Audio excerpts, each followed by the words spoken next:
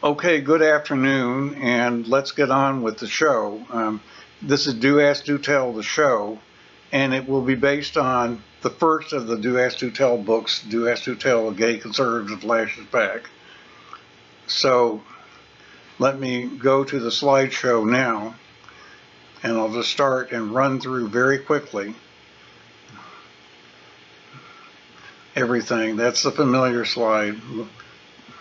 Those are the sheets we went through before, the story circles and analysis. Now, one of the things is that a story like this spreads many decades in time and happens in many different places, but especially in the East and especially around Virginia and Ohio and some specific places. It helps if you actually make a film to actually have a map and actually point to where the events are taking place with a film like this. That's what I would want to do. And so here's another example. The World Book Encyclopedia has some of the best maps there's ever been, and the 1950 map in bright color is some of the best that there's ever been, and that would be what I would want to do. Okay, those are my parents in 1942 when they conceived of me in October of 1942 in their apartment. And there's my birth record, and notice that it marks me as complete. I think that's kind of strange, and it marks me as white. 8 pounds, 8 ounces at Columbia Hospital in Washington, near Washington Circle, not too far from GW. And that's the apartment they lived on Piedmont Street in Buckingham and Arlington. Then they moved to Thomas Street, and then I would be enrolled. We would move to our house on 15th Street. I'd be enrolled in Woodlawn Elementary School, actually before we moved in October of 1949. But that was the grade school I went to. That's a picture of the house after a snowstorm. And that's a picture of the backyard after a minor snowstorm. And there's a garden there. We put a fence in front of the garden and converted it into a wiffle ball and softball field later when I was in junior high school or middle school, and had sort of a league. And that's something I'll get to later on. But the yards were very large for Arlington. Behind you can see the old Arlington Hospital, which has now been replaced with the Virginia Hospital Center. But I did have a lot of boyhood interests that are typical. Model trains. We had a model railroad. You notice the basement is paneled. And there's another picture. And some toys. And then some report cards. I'm showing the evidence. By 8th grade, there was evidence that I had a serious problem with keeping up with other kids. I think that what I had is called dyspraxia, lack of coordination, spatial coordination. I don't think it's really coordinated. It is implicated with gender, even though men are supposed to be better at it, because girls can have it too. But I fell way behind in physical education, and I tended to interrupt in class and try to make up for it behaviorally, which I got over. There's one of my report cards. But I had trouble learning to play outdoor games. There's a model baseball game, and here's some typical toys, a boat I played with in the bathtub, and some other toys that were in the attic. But there's me at the piano. And at the same time in 3rd grade, I took up piano. In 1952, I took up piano, and I don't know why I wanted to. But that became the other major thing in my life. I would play in, I think, 5 festivals until I was in 9th grade and earned superior in 3 of the 5. And I played things like Schumann's May, Sweet May, and Rachmaninoff B minor prelude from Opus 32, various things. There's a piano at First Baptist Church. We had a piano similar to that, although it wasn't a grand. And the metronome. We did a lot of travel, regular travel every summer as a kid. And we went to Ocean City, I think Bethany Beach first, and then Ocean City starting in maybe 1946 or so. In 1950, I got the measles at Ocean City. We stayed in a place called the Sea Mist, and it might be in that picture. I have a better picture of it, but I couldn't find it. It was similar to that.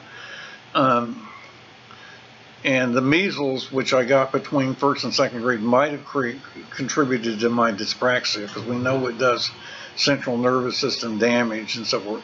But we went to Ocean City in June every year with another family that I'll call the Smiths, that lived one block from us. And then we and then we started traveling to Ohio a lot and so forth. For example, this is the Belair. My father was a manufacturer's representative for Imperial Glass, and there's the Glass Museum in Belair, Ohio, and other singing. And that's some of the items we had. We would drive every summer the Pennsylvania Turnpike. It got the tunnels on the Turnpike. That's the Sidling Hill Tunnel that is no longer there.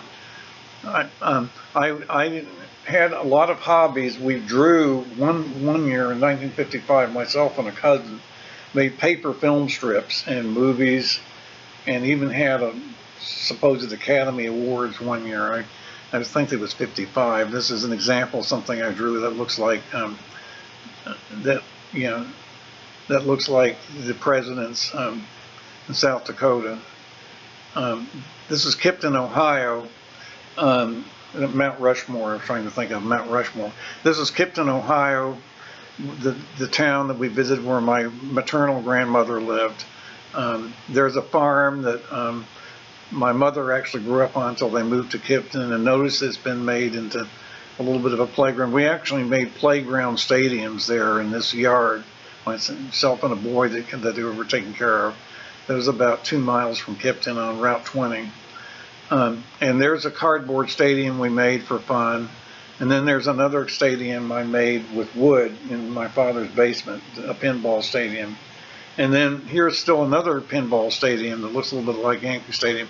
And we used to go to, I started getting interested in baseball in 1953 was the first year when I was 10. I started following the Washington Senators, and there you see a picture of a game at Griffith Stadium, which had a right field wall, sort of the opposite of Boston, and bleachers in left field. And we started going, and that was kind of the one tribal thing that I did. I felt very attached to whether they won or lost, and the team was poorly managed. Frankly, because of racism, because of Washington's reputation for what his population was. And that's why the team did not do well compared to a lot of other cities and in the 50s, and then eventually lost the franchise after 1960, but we'll get into that. But that was the one thing that kind of got me interested in baseball. Even though I was bad at it first and third grade, I started improving, and my interest started changing and becoming more typically masculine. That's Swanson Junior High School or middle school. At that time, middle school started in 7th grade. Now it's 6th, and they called it junior high school in Arlington near Westover. That's something I made in shop class. And now in 7th grade, we did some travel to Williamsburg. The first time away from home. That's Jamestown. I was worried about being away from home. I became very hypochondriac because of the measles. The after effects of the measles, I would worry about getting sick when being away from home. And that kind of affected my behavior sometimes. Here's the sanctuary at the First Baptist Church of the city of Washington, D.C., which opened in 1955. And I was baptized with my mother in January of 1956. It opened on Christmas Day, 1955, with Edward Pruden preaching. And what I'm getting at here is what I was like, who I was as a person, and then when we'll see pretty soon that what I wanted in terms of a story circle and what propelled my life, that's going to come up. Here's some more tools, some things I made in shop class. I made into a display for a model railroad. Then some more travel, That's a dog, an aunt's dog in Wellington, Ohio. My mother in a party. There's my grandmother in Kipton on Church Street at her house. And the report cards, in the meantime, you'll notice that the report cards in junior high school, they had progress of the pupil as an individual, and then progress of the pupil as a member of a group, which is a very interesting thing. And in ninth grade, there was kind of an incident where I, for some reason, teased a kid that had an epileptic seizure in class, which was a very wrong thing to do, and I should have been I was 14 by then. I certainly should have been. That could have today, if that happened today, that would put you in an alternative school. But that was one of the most serious things that happened. I don't know why I did that, other than I was very sensitive to myself about getting sick in class, because earlier in my life I had a lot. And the history teacher, and then in phys ed, I was still bad at phys ed most of the time. I got a D one quarter in 11th grade because I couldn't tumble. You know, that was tumbling, we did tumbling. But I was fairly decent at softball. And one time in 10th grade, we had a one strike rule because we only had one period to play a game. But I actually pitched a shutout and won 4-0 and actually hit a home run in the game. It was actually a ball that skipped between the outfielders because there was no fence. And there was a comment about the problem, about the incident, about where I teased somebody. And then getting back to my music, my piano, I started taking the Sherwood music courses at some point, probably 3 years after I started piano or something. And they were from Chicago. There is a composition I wrote at age 13. I'll just play a theme from it.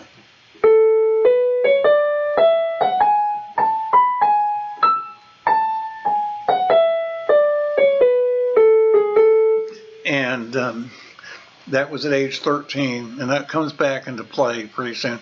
There's another sonata that I wrote when I was 16.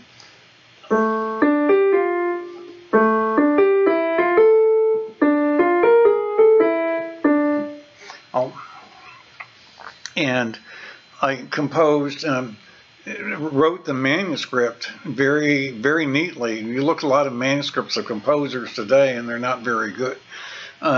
They're not very legible, but we had to do them in black ink and do them very precisely. Now, this gets into my senior year in high school. Things change. This is when the stories are, when what I want comes into place.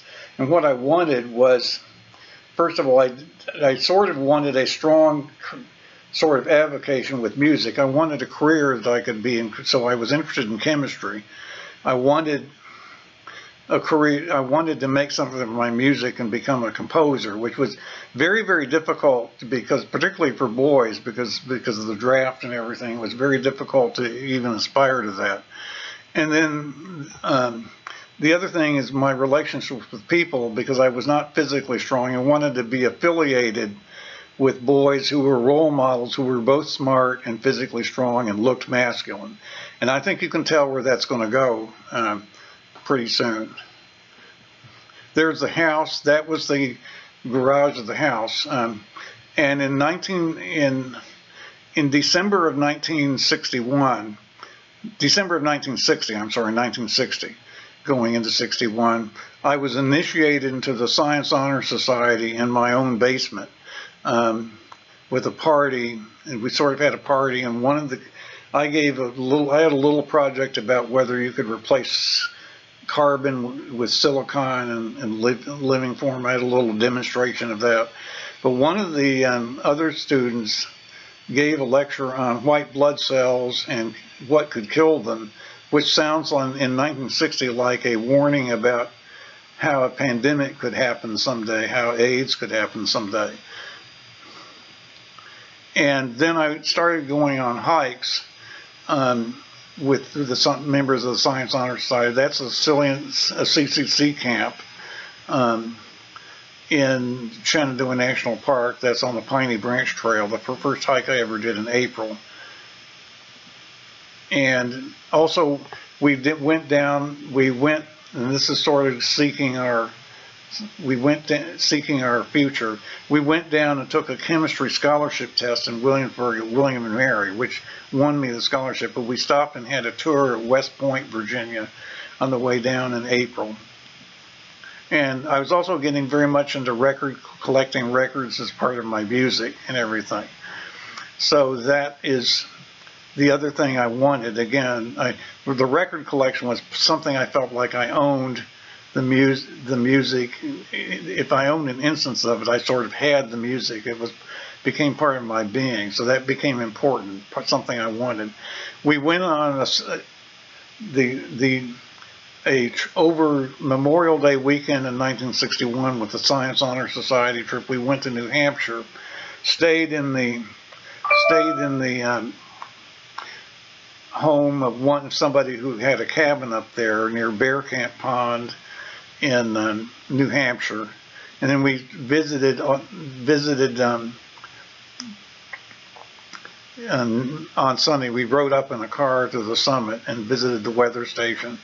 That particular night, the physics teacher didn't want me to go on a hike. They wound up not hiking anyway because the weather wasn't good enough. But he said he was very concerned about whether I was physically strong enough.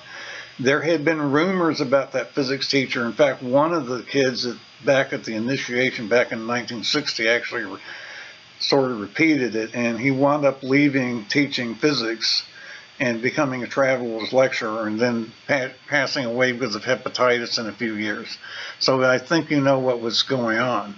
That was Washington Lee High School in 1961, the year I graduated. That's being built in 2007. And then that was the note hand class that I took in order to have something to do for the summer when I came back from a trip. We went to a baseball game.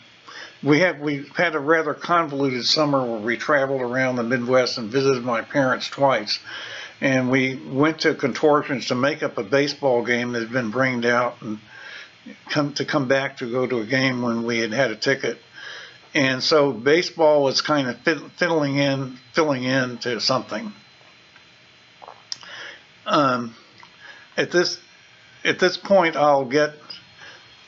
I think I will stop this episode and continue, and with the next part of it.